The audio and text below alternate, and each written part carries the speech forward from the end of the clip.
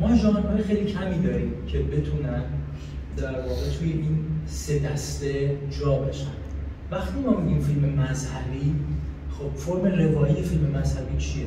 هر داستانی میتونه مذهبی باشه، پس یک فرم مشخصی نداره. در هر جغرافیایی میتونه اتفاق بیفته، پس یک فرم بصری مشخصی هم نداره. هر گونه آیکونی هم شامل میشه، پس یک آیکون، یک سلسله آیکون مشخصی هم نداره. پس ما فیلم مذهبی به عنوان ژانر نداریم، به عنوان مضمون داریم. مضامین هم که فراوانه. این فیلم میتونه ملودرام باشه با مضمون مذهب. این فیلم میتونه سیاسی باشه، سایفای باشه با مضمون مذهب. ما فیلم در واقع معنوی یا عرفانی رو نداریم، چون تو اینا دسته بندی دسته ها جا نمیشه. و در نهایت ما فیلم سیاسی نداریم، سیاسی مضمونه. و وقتی میگیم فیلم سیاسی داریم اشاره میکنیم به مسئله سیاسی پشت فیلم، یعنی بک‌گراند های تاریخی سیاسیش. شما تا در طول این 8 جلسه‌ای که با عزیزم فرزاد محترم گذشت فیلم هایی رو دیدید که مضامین سیاسی داشتن، ولی ممکن بود ژانر باشن، چون یادم نمیاد واقعا فیلم صنعت بودن، و ممکن بود فیلم هایی باشن که در واقع دارن از مؤلفه های ژنریک صرفا بهره میگیرن و حالا یک پشتوانه سیاسی هم و اجتماعی هم دارن. مثلا وقتی که دارن جک نیکلسون رو شما دیدید دیگه نه؟ درایفیس رو می‌بینید، شما عملاً دارید با پاپ کالچر کار می‌کنید، اما در یک بک‌گراند سیاسی دارید اتفاق می‌افته. خب ما ژانر سیاسی نداریم، اما فرم سیاسی داریم. فرم‌ها یه ذره بحث مفصلیه. فرم‌ها میتونن حس سیاسی به شما ارائه کنن، حس سیاسی به شما ارائه کنن. همونطوری که ما وقتی داشتیم راجع به فرم حرف می‌زدیم، به این نتیجه رسیدیم که غایت فرم حسه و وقتی که یک فرم و مؤلفه‌های فرمالش بتونن به شما یه سری احساساتی برآمده از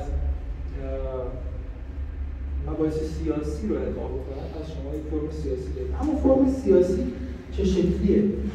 ما می‌دونیم فرم موزیکال چجوریه، ما می‌دونیم فرم توی ایران فرم اجتماعی چجوریه. وقتی به اشتباه میگیم این ژانرش اجتماعیه و در واقع منظورمون یا مضمونشه یا اگه فیلم واقعا توی اجتماعی باشه فرمشه، میدونیم منظورمون از فرم اجتماعی به این معناست که دوربین به مثابه یک فرد بدون قضاوت از میان اجتماع در واقع تصویرگر واقعیت روز باشه.